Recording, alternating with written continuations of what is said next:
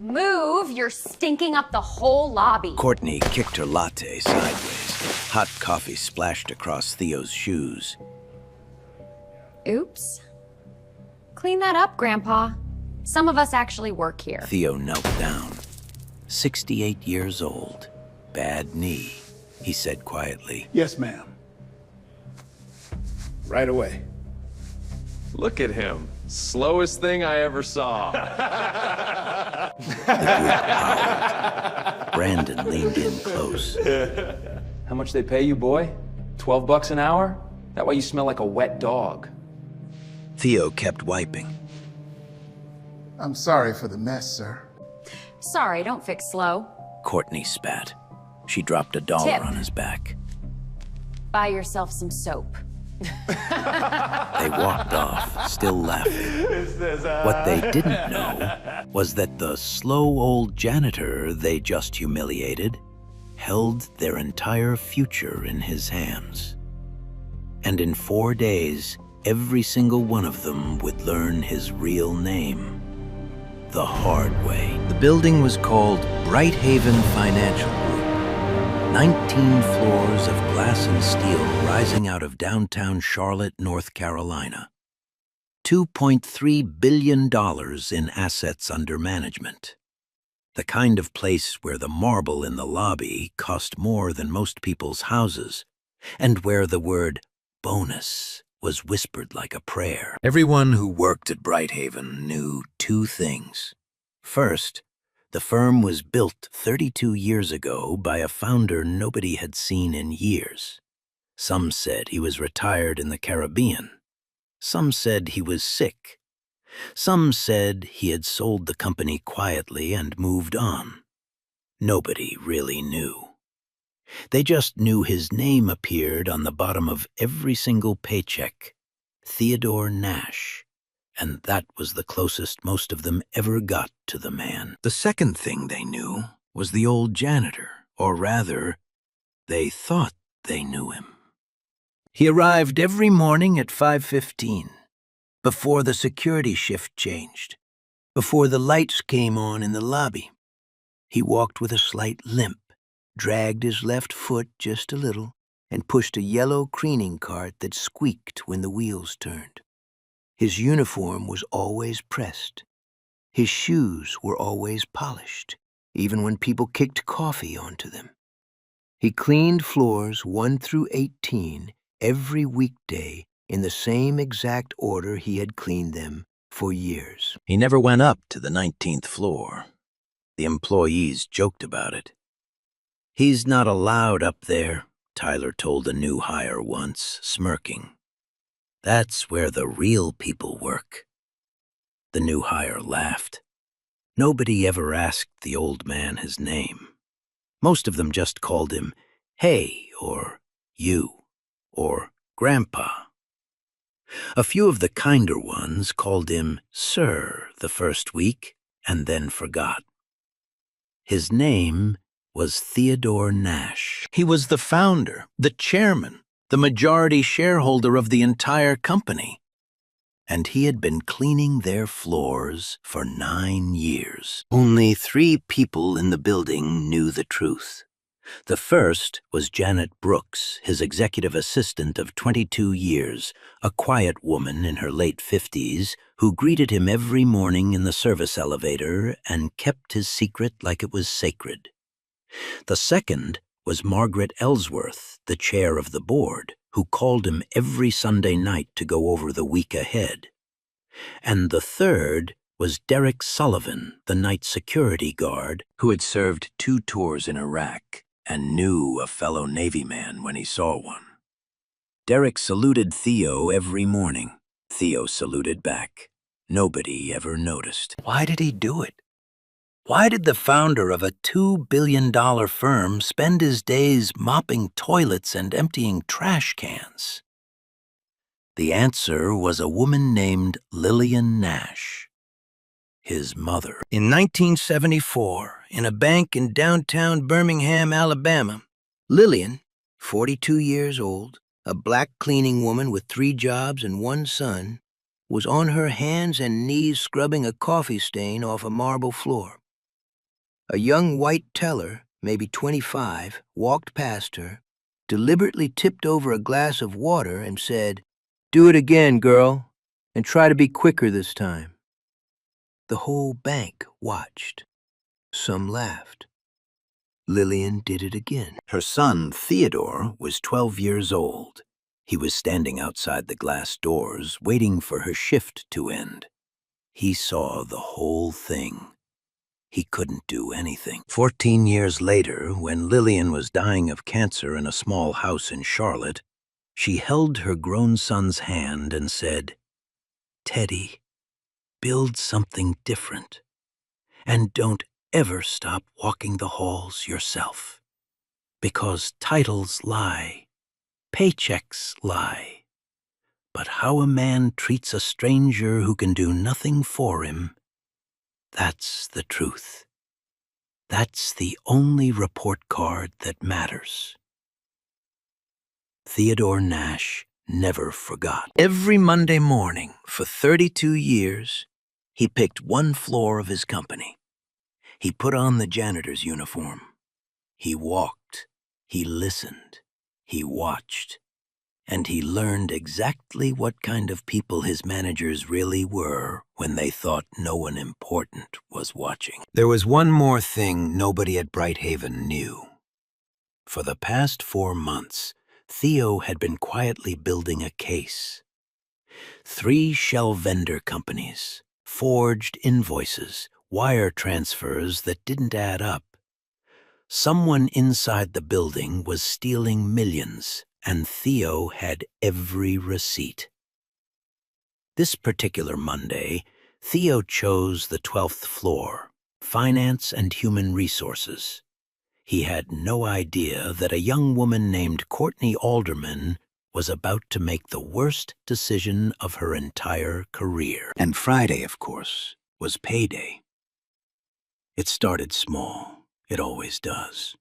Monday morning, 7:42.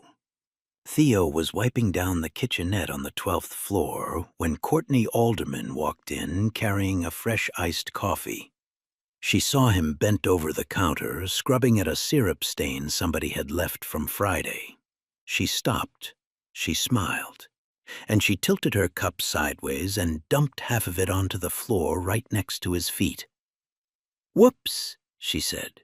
Theo straightened up, looked at the puddle, looked at her. "Morning, ma'am. I'll get that right up for you." "You'd better. I have a meeting in 20 minutes.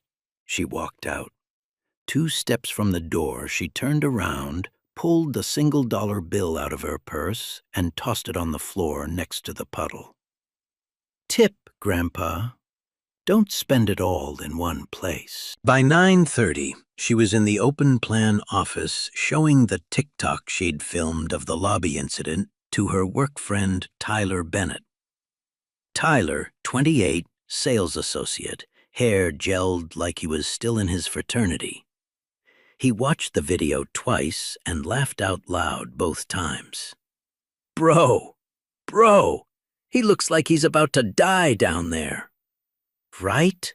Courtney said. "And the smell.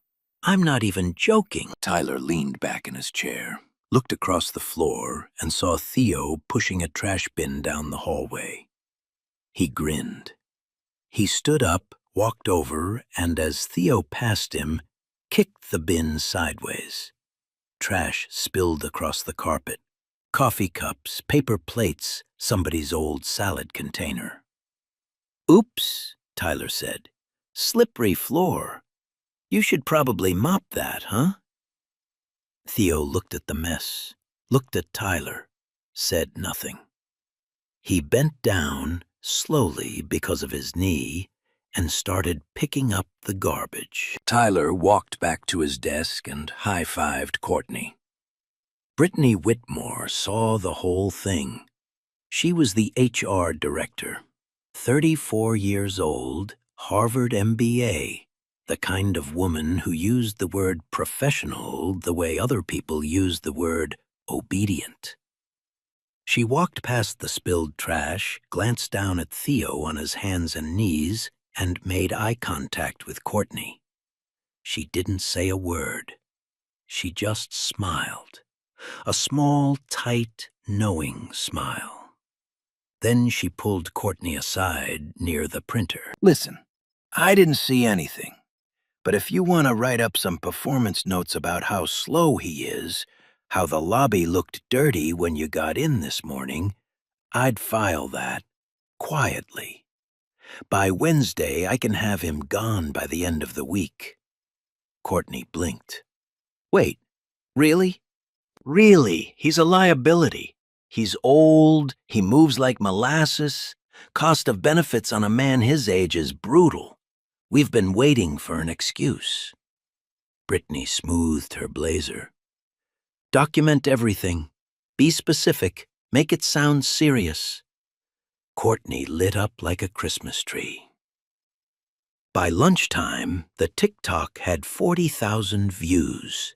By 3 in the afternoon, things had escalated. 5 of them were in the kitchenette now. Courtney, Tyler, Madison from compliance, Chelsea from marketing, Brandon from sales. They had filled 3 plastic water bottles from the sink. When they saw Theo come around the corner pushing his cart, they emptied all 3 onto the floor at once. Water spread in a wide, glistening pool, slowly creeping toward the cabinets.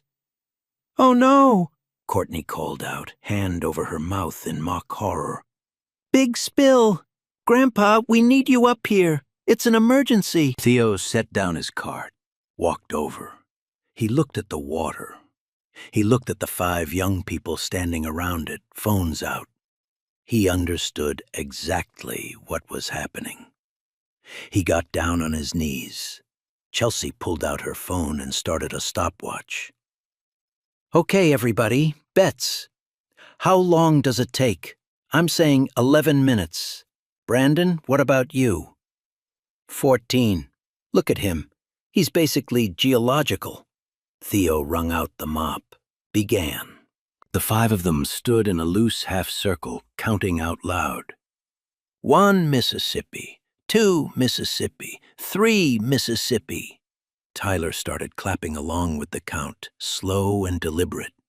Madison joined in, then Brandon, then Chelsea.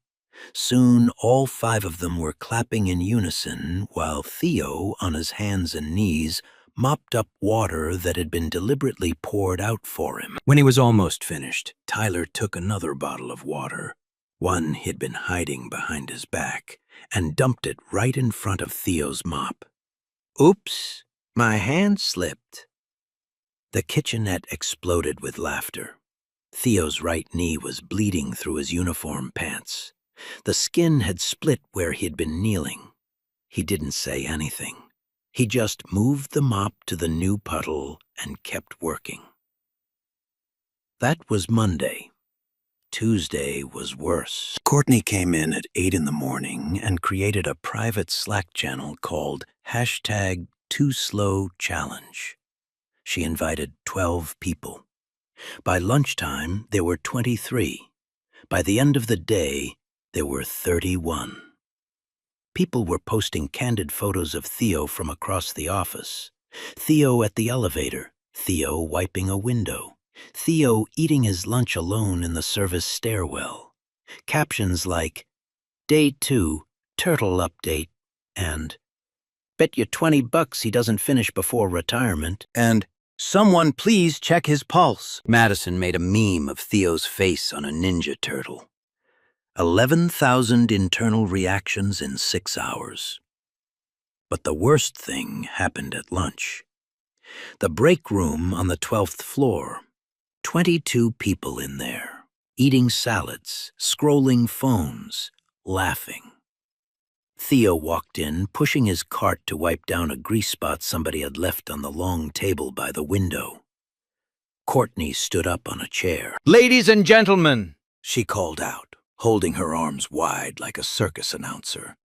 "Welcome to day 2 of the Grandpa Cleaning Challenge. Will he finish before the lunch rush ends? Place your bets now." People laughed. Someone whistled.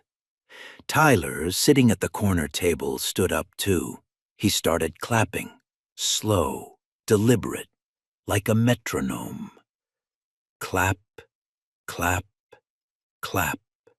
Chelsea joined in, then Brandon, then Madison, then a guy from accounting Theo had never even spoken to, then 2 women from compliance, then somebody, nobody could later remember who started it, began chanting, "Too slow!" Clap, clap. "Too slow!" Within 30 seconds, the entire break room had picked it up. 22 voices, synchronized, pounding the rhythm with their hands while the old black man wiped down their lunch table. "Too slow! Too slow! Too slow!" Theo stopped. He set down his rag. He stood up straight, slowly, painfully because of his knee, and he looked around the room. He looked at every single face, 22 of them. He didn't say a word. He just looked, and he memorized. Then he picked up his rag and finished wiping the table. Standing in the doorway, watching, was Derek Sullivan in his security uniform. He had heard the noise from down the hall. He took out his phone. He started recording. 2 minutes and 47 seconds of footage. The clearest, most damning evidence of what 22 human beings could do to one quiet old man on his lunch break. When Theo finished, he turned to Courtney, who was still standing on her chair. He said quietly, "Young lady, does your mother know what you're doing here?" The room went still. Courtney recovered fast. She laughed, loud and performative. "My mother knows I make 6 figures, Grandpa. How much do you make?" Half the room went, "Ooh." Theo looked at her for a long moment, and he said, "More than you'd think, miss. More than you'd think." He pushed his cart out of the room. By Wednesday, the harassment had become organized. Tyler and Brandon taped 3 battery-powered alarm clocks to Theo's cleaning cart. They set them all to go off at 9 in the morning. The alarm tone was a recording someone had made on their phone, a voice screaming, "Wake up, Grandpa!" Theo found the cart, calmly turned off all 3 alarms, and continued his shift. The TikTok of the moment hit 280,000 views by midnight. Courtney ordered a cake from a bakery downtown and had it delivered Thursday morning. The icing on top read, in cheerful pink fondant, "Happy retirement, Grandpa. Finally." She brought it into the break room and set it on the counter while Theo was wiping down the microwave. "Here, sweetheart," she said, sliding a plate toward him. "We made you a goodbye cake. Have a piece. Consider it severance." Madison snickered. "Careful. Sugar's bad at his age." Brittany walked through the break room, saw the cake, took a photo with 3 of the women, and posted it on LinkedIn that afternoon. The caption read, "Team culture at its finest. Hashtag Monday motivation. Hashtag Brighthaven." She had cropped Theo out of the frame. Theo did not eat the cake. He cleaned the microwave. He pushed his cart to the next room, and he kept counting faces. Friday was payday, and Friday, Theo had decided, was the day this all ended. Friday morning, 5:15. Theo arrived at the building the way he always did, through the side service entrance. Janitor's uniform pressed and clean, cleaning cart waiting where he'd left it the night before. He nodded at Derek Sullivan, who was finishing his overnight shift. Derek nodded back, but this time Derek's eyes were wet. "Mr. T," Derek said quietly, "you okay?" "I will be, son. After today." Derek didn't ask what he meant. He just held the door open. Theo started his rounds. Lobby first, like always. He mopped the marble where Courtney had kicked her latte 4 days earlier. He wiped down the brass handles on the front doors. He emptied the trash bins by the elevators. To anyone watching the security feed, it looked like every other Monday through Friday of the last 9 years. Up on the 12th floor, the mood was electric. Everybody knew. The termination meeting was on the calendar. 3 p.m., conference room HR2. And the whole office had been waiting all week for the show.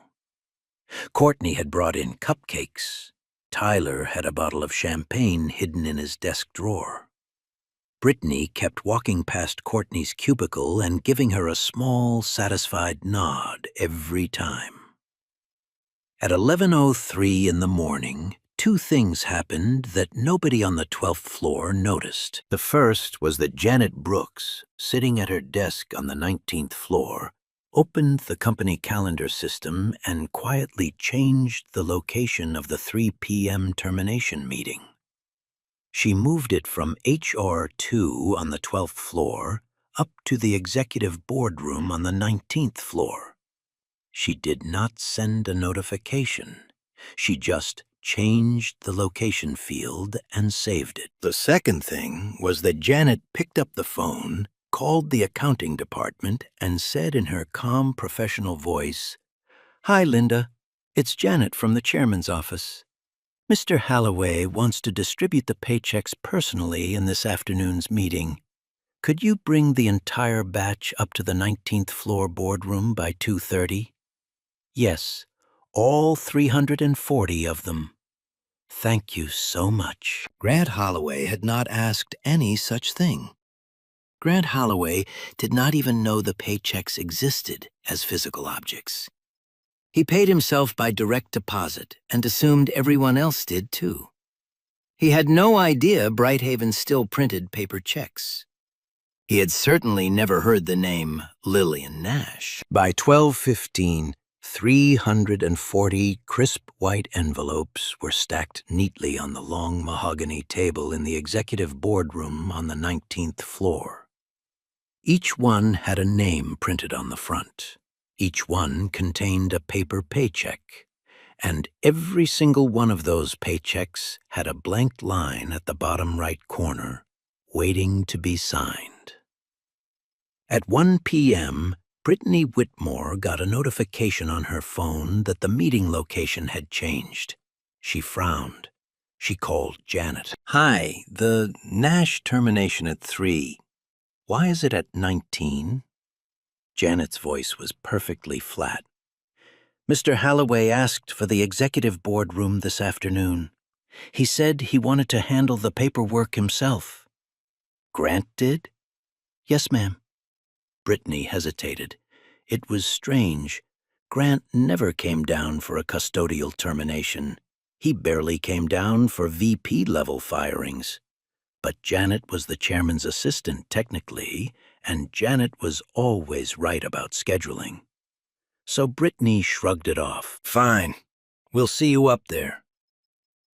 At 2:45, Theo rolled his cleaning cart into the service elevator. He pressed 19. The doors slid shut. When they opened, Janet was standing there. In her hand was a garment bag. "Mr. Nash." "Janet." She didn't smile. Neither did he. There was nothing to smile about. They walked together down the hallway to his private office, the one nobody on the lower floors knew existed. The one with his name on the door in small brass letters that almost nobody had ever read closely enough to recognize. Inside, on his desk, sat a heavy silver fountain pen, the same pen he had used to sign every paycheck for 32 years. He took off the janitor's gloves. He took off the gray uniform shirt. Janet helped him into a charcoal Brioni suit, white shirt, dark blue tie. She straightened his cufflinks. She smoothed the lapels. The gold signet ring with the letters LN, Lillian Nash, was already on his right pinky where it had been for 38 years. He looked at himself in the mirror. "Mama," he said quietly, "I tried." Janet handed him a black leather folio. Inside were the documents on Grant Holloway, bank records, wire transfers, LLC filings, photos of Grant in the parking garage handing a USB drive to his brother-in-law. 4 months of patient, careful work. She also handed him the silver fountain pen. "They're all in the boardroom, sir," she said. "Margaret, the auditors, counsel, the agents from the bureau just arrived in the lobby. Security is bringing them up the back way." Theo nodded. "And the paychecks?" "On the table. 340 of them, waiting for you." He took a long breath. "Then let's go to work." The executive boardroom on the 19th floor had a long mahogany table that could seat 16. The walls were paneled in dark walnut. One wall held a row of framed magazine covers from the past 32 years. Forbes, Fortune, Black Enterprise, the Charlotte Business Journal, each one featuring the same black man at different ages.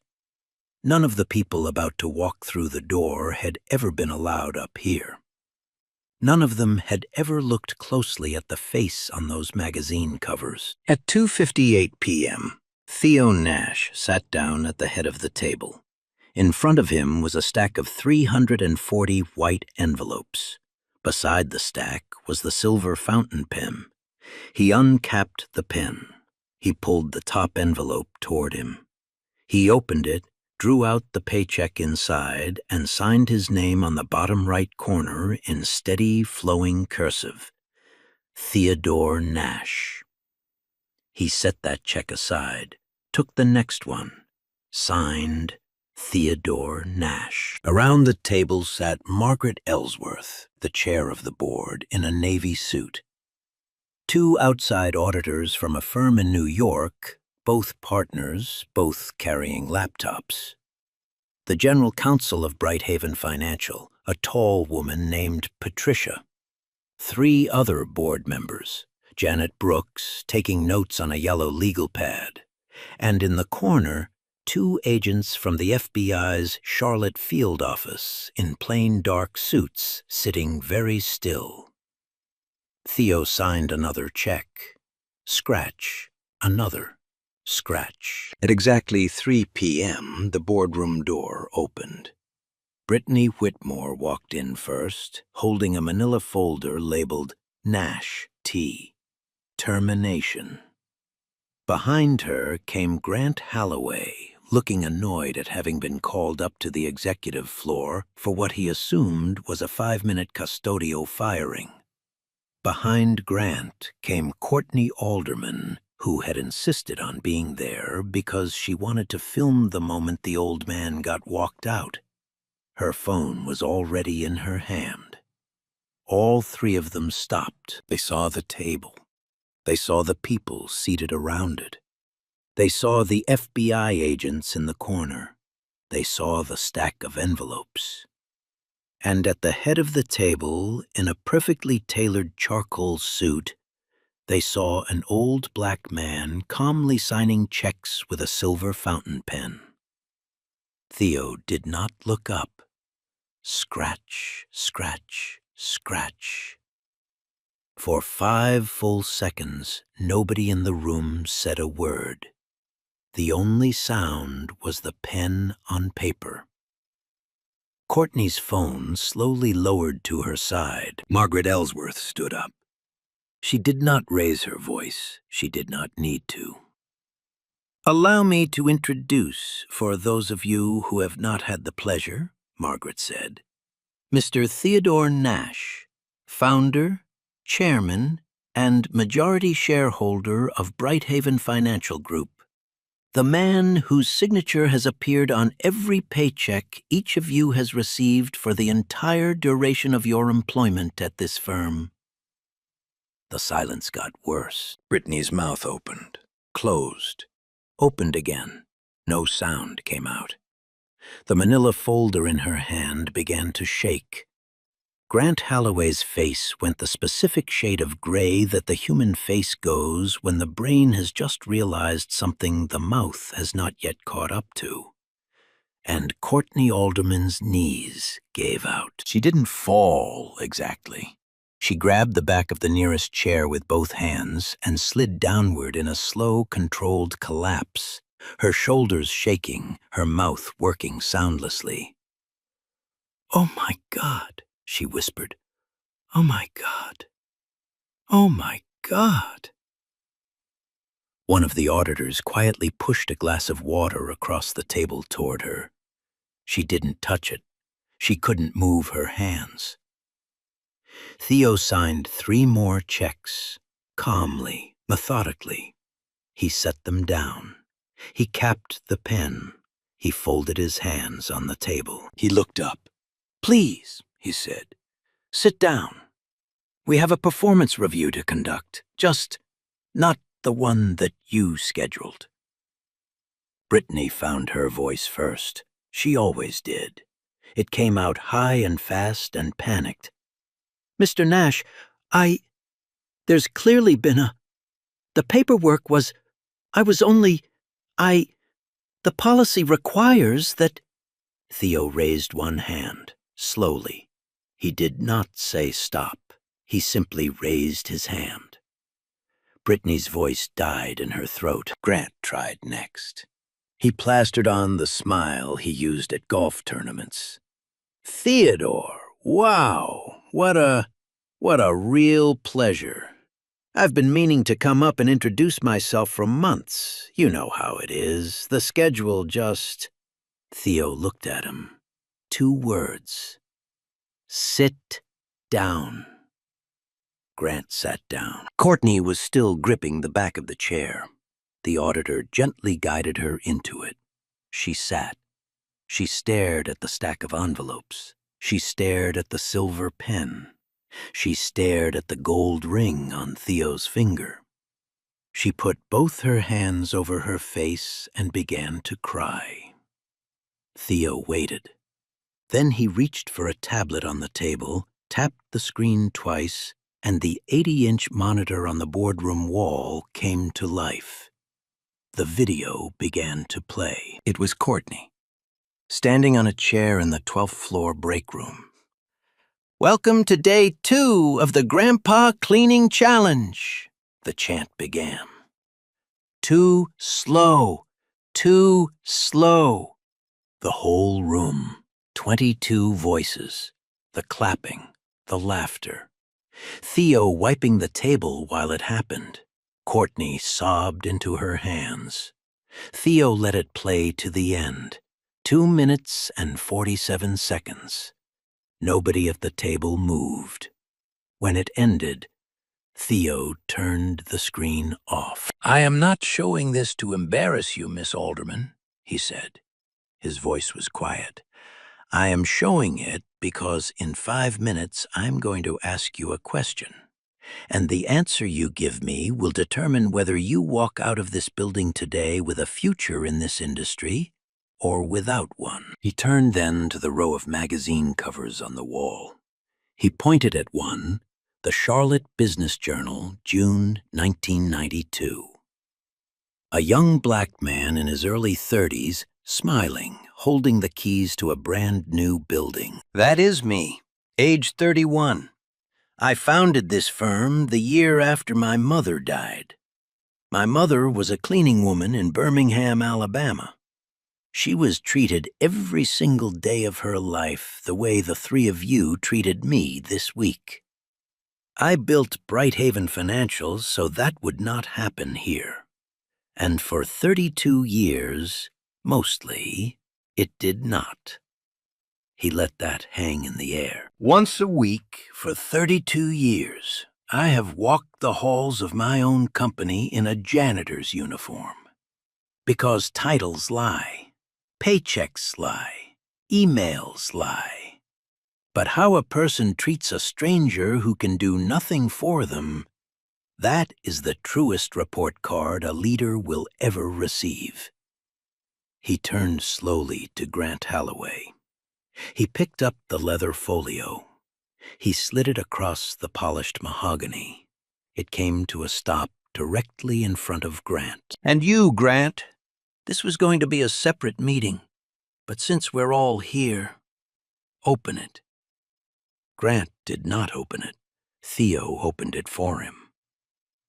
"Ridgepoint Vendor Services, Cartwright Consulting, Halcyon Logistics, 3 shell companies, all incorporated by your wife's brother, all paid by Brighthaven over the last 14 months. Total, $4.1 million. Grant's face went from gray to white. The 2 FBI agents stood up. Theo reached for his silver pen, picked up the next paycheck, signed it. "Now," he said, "let's talk about what happens next." The 2 FBI agents walked around the table. They stopped behind Grant Holloway's chair.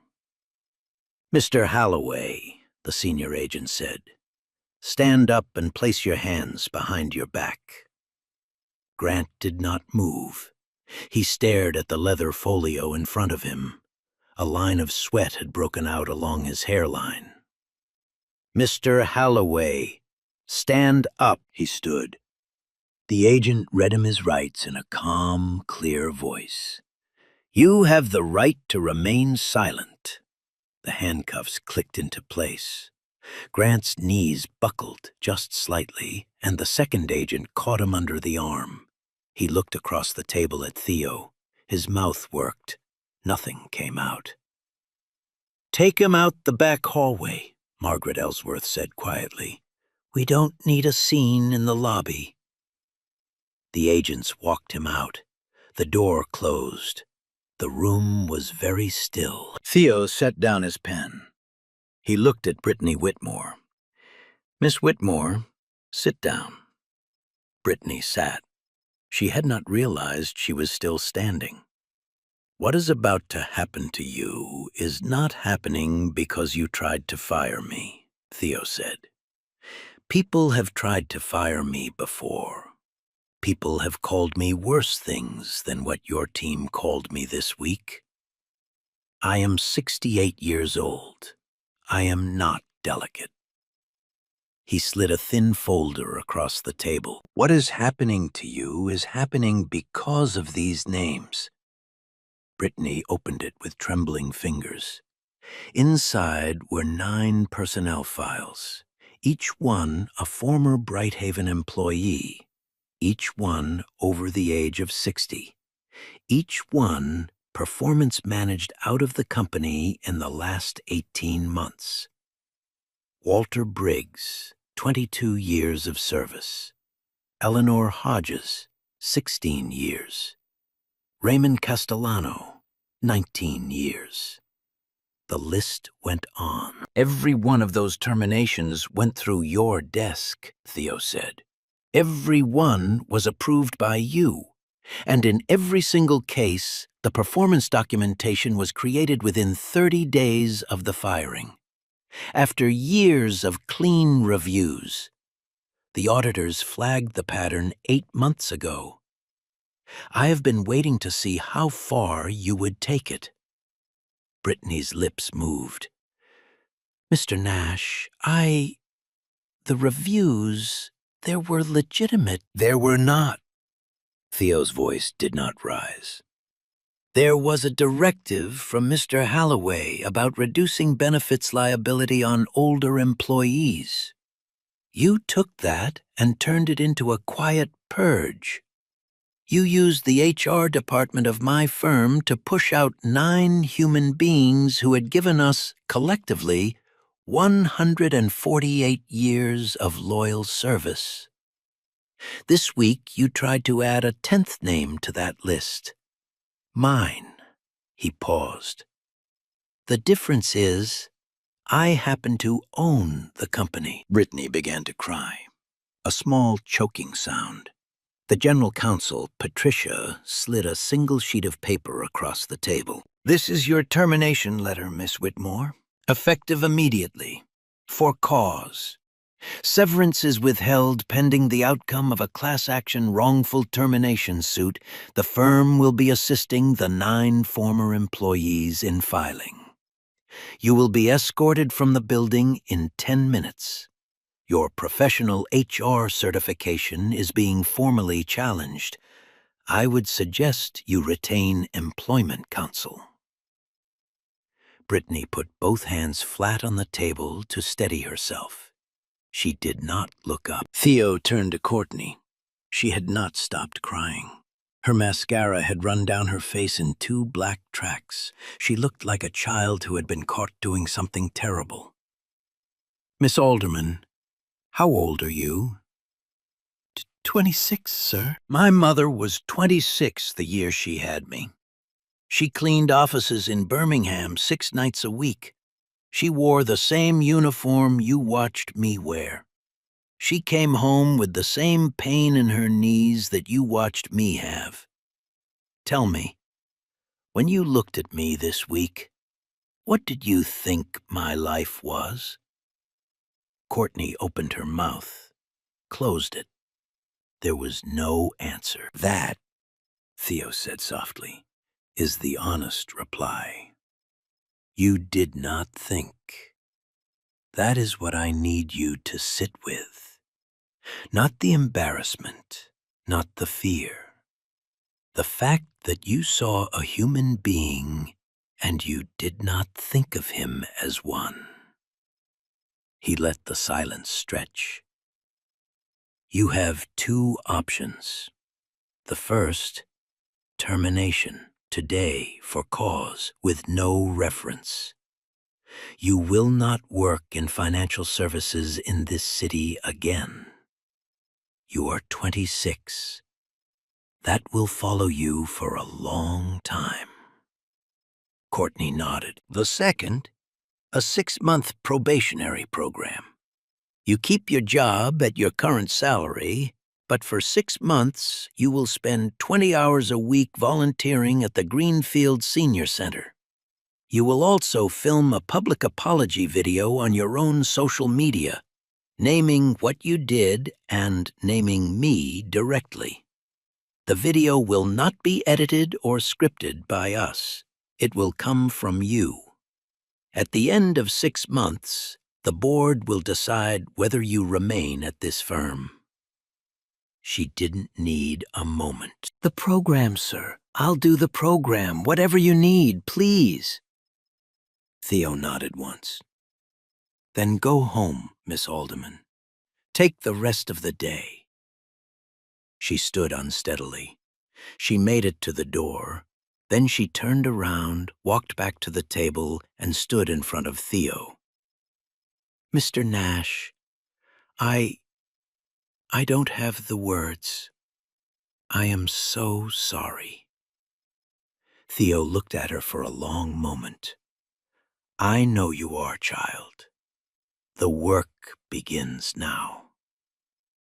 She left. Theo picked up the silver pen.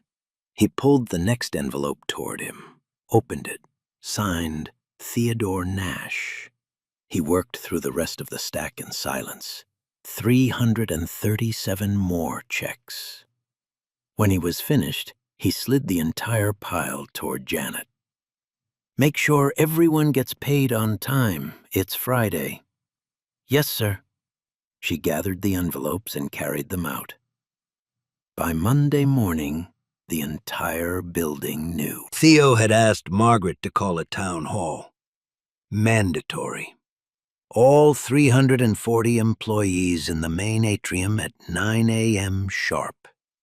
Anyone who could not attend in person was required to join by video. Nobody was excused. Theo stood at the podium in the same charcoal suit he had worn Friday. He brought no notes. My name is Theodore Nash. I am the founder, the chairman, and the majority shareholder of this company. Some of you have known me as the man who mops your floors. Some of you have known me as the name on the bottom of your paycheck. As of today, you will know me as both. The room was silent. I am not telling you this to frighten you. I am telling you this because a company that treats its janitor differently than it treats its CFO is not a company I want to own. And it is not a company any of you should want to work for. He turned to the screen behind him. I want to show you something. Some of you have already seen it. Most of you have not. The 2-minute, 47-second video began to play. The chant filled the atrium. Too slow! Too slow! 340 people watched 22 of their colleagues humiliate an old man on his lunch break. The chant played at full volume from the speakers. It echoed off the marble walls.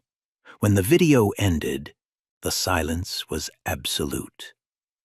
Theo looked out across the crowd. I counted 22 faces in that room. I remember every one. I am not going to fire any of you. That is not the point.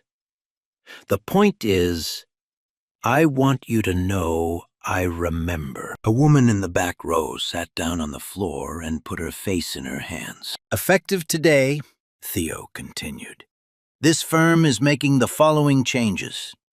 First, an independent ethics hotline that reports directly to the board, not to HR. Second, mandatory dignity at work training for every employee, led by external facilitators. Third, what we will call the Shadow Leader Program. Every vice president and above, including me, will spend 2 full days every year working alongside our custodial staff, our security team, and our front desk. Not observing, working.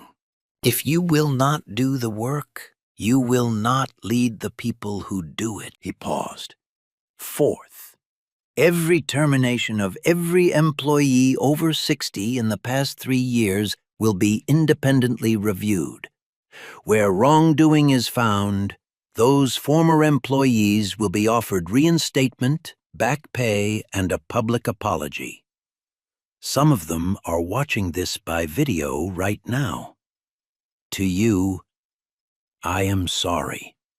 We failed you.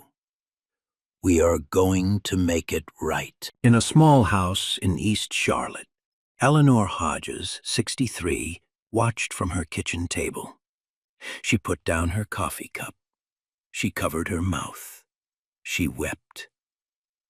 In the atrium, Derek Sullivan stood at the back wall in his security uniform.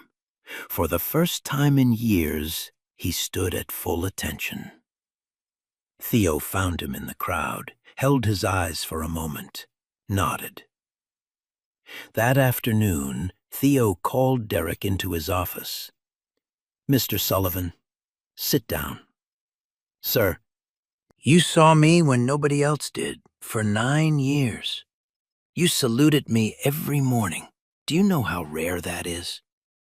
I served, sir. So did you. That's all it was. It was more than that, son. Theo handed him a folder. Effective Monday, you are the new Director of Building Operations. You will report directly to me. The salary is in there. So is the title. Take a day to decide. Derek opened the folder, looked at the number, looked at Theo. His eyes filled. I don't need a day, Mr. Nash. That evening, Theo took Janet Brooks to the steakhouse downtown, the one where he had taken her 22 years earlier when he had first hired her and asked her to keep his secret. He raised his glass. To 22 years of silence, he said, and the woman who kept it. Janet, there is 1 seat left on the board. It is yours if you want it. Janet's hand went to her mouth. She had never in all those years asked for anything. Yes, Mr. Nash, I want it. then it is yours. Outside the restaurant, the sun was setting over downtown Charlotte. Somewhere across the city, an elderly cleaning woman was pushing a cart down a hallway in another building, invisible to everyone who passed her. Somewhere, Eleanor Hodges was calling her daughter, telling her, "I'm going back to work." Somewhere, Courtney Alderman was scrolling through her own social media, trying to figure out how to begin the apology video. And somewhere in a federal holding facility, Grant Holloway was making his one phone call. It was not going to be nearly enough. 3 months passed. Brighthaven Financial's stock, which had dipped briefly in the days after Grant Holloway's arrest, climbed 12% by the end of the quarter. 2 of the firm's biggest institutional clients called Margaret Ellsworth personally to say they were doubling their accounts. Harvard Business Review published a case study titled "The Monday Walk: How One Founder Audited His Own Culture for 32 Years." The article went viral in business schools across the country. Grant Holloway pleaded guilty in federal court in late September. Theo attended the hearing. He did not sit in the front row. He sat in the back, near the door, in a dark gray suit. He listened as the U.S. attorney read out the charges: wire fraud, money laundering, falsification of corporate records. He listened as Grant's attorney offered a brief, hollow statement about regret and rehabilitation. He listened as the judge handed down the sentence: 63 months in federal prison, $4.1 million in restitution, a lifetime ban from working in financial services anywhere in the United States. When they led Grant out in handcuffs, he turned and looked back at the courtroom. He saw Theo. He held the gaze for just a moment.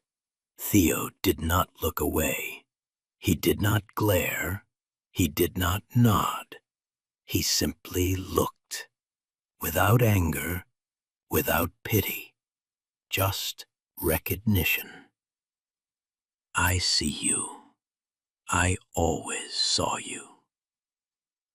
Grant looked down at the floor. Brittany Whitmore's class action settled out of court for $2.3 million. Every dollar went to the 9 former employees she had pushed out. Eleanor Hodges used her share to pay off her mortgage. Walter Briggs gave most of his to his church. Raymond Castellano took his grandchildren to Disney World for the first time in his life. Brittany herself was named on a private "do not hire" list that circulated among HR executives across the Southeast. Her professional certification was revoked. She moved to a small town in Tennessee and took a job answering phones at a doctor's office. She never worked in human resources again. Courtney Alderman finished her 6 months at the Greenfield Senior Center. She showed up every Tuesday and Thursday evening for 20 hours a week for 24 straight weeks. She read aloud to a 91-year-old woman named Mrs. Pearson, who had been a school teacher in Mississippi during the Civil Rights era. She helped serve dinner. She wheeled residents to the garden. She sat with a man named Mr. Wilkins, 86, who had no family left, and held his hand on the night he died. The director of the senior center wrote a letter to Brighthaven's board at the end of those 6 months. Courtney did not know about the letter. The director sent it anyway. In 31 years of running this facility, I have rarely seen a young person change as visibly as Miss Alderman has. She does not know I am writing this. I just thought someone should know. When Courtney returned to Brighthaven, she did not return to the finance department.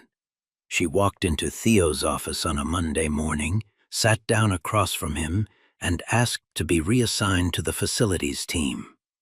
She wanted to work alongside the custodial staff, the same people she had once mocked. Theo looked at her for a long time. "Are you sure, Miss Alderman?" "Yes, sir, I'm sure." He approved the transfer. She worked on the facilities team for 14 months. She emptied trash cans. She mopped floors. She learned every name. Theo never spoke about it. He let her write her own ending. In October, Theo announced the Lillian Nash Scholarship Fund, $2 million in initial endowment, open to the children and grandchildren of custodial workers, food service workers, hotel housekeepers, and janitorial staff anywhere in the state of North Carolina. 32 scholarships in the first year, one for every year Theo had run his company in his mother's name. At the dedication ceremony, he stood at a podium in front of 300 people and read the last letter his mother had ever written to him, the one from her hospital bed in 1988. He got through most of it before his voice broke. When he stepped down from the podium, the room rose to its feet. A reporter caught him at the back of the hall as he was leaving. "Mr. Nash, do you regret not revealing yourself sooner? You could have stopped the harassment before it ever started." Theo paused. He thought about the question. "I regret that it was necessary at all," he said, "but I do not regret learning the truth about the people I trusted to lead. Better a painful truth than a profitable lie." He walked out into the afternoon sun. 6 months after the reveal, Theo Nash put on the janitor's uniform again. It was a Monday. He picked the 7th floor, operations and client services. He pushed his cart out of the service elevator just before 6 in the morning, the way he had for 32 years, the way he intended to keep doing for as long as his knees would let him. This time was different. The first employee who saw him was a young woman from the analyst pool. She stopped. She set down her coffee. She walked over. "Good morning, Mr. Nash." "Good morning, miss. Call me Theo." Yes, sir, mister. Yes, Theo. She smiled. He smiled back. She went to her desk. By 8 in the morning, half the floor had stopped to greet him. Some of them had been in the atrium that day. Some of them had not. None of them looked away. None of them pretended he wasn't there. Around 10, a young new hire, a kid maybe 23 years old, fresh out of college, who had started the week before and did not yet know the story, walked up to Theo as he was lifting a heavy bag of trash out of a bin. "Sir, that looks heavy. Let me grab one end." Theo looked at him. The kid had no idea who he was. He was offering simply because an old man was struggling with a heavy bag. Theo smiled wide, the kind of smile his mother used to call his sunrise smile. "Son," he said, "you're gonna do just fine here." That same Friday, payday, an envelope landed on the desk of Eleanor Hodges. 63 years old, reinstated to her position in accounts payable, her first paycheck back. She opened it. She looked at the bottom right corner. She saw the signature, Theodore Nash. She had never met him. She had only ever seen him on the news. But she sat at her desk and she cried quietly for almost 10 minutes. She knew exactly whose name that was. Down in the lobby, on the marble wall by the front doors, 2 new frames hung side by side. One was the 1992 Charlotte Business Journal cover. A young Theo Nash, age 31, holding the keys to a brand new building. The other was a photograph of a woman in a gray cleaning uniform, her hair tied back in a yellow scarf, her eyes kind and tired and bright. Underneath, in small engraved script, Lillian Nash, 1932 to 1988. she raised a man who remembered. If this story moved you, hit the like button. It genuinely helps these stories reach the people who need them most. Share it with someone who needs the reminder today. And subscribe, because next week, we're telling the story of a young black doctor who was mistaken for the janitor in her own emergency room. And what her hospital did about it will leave you speechless. Until then, be the person who sees people.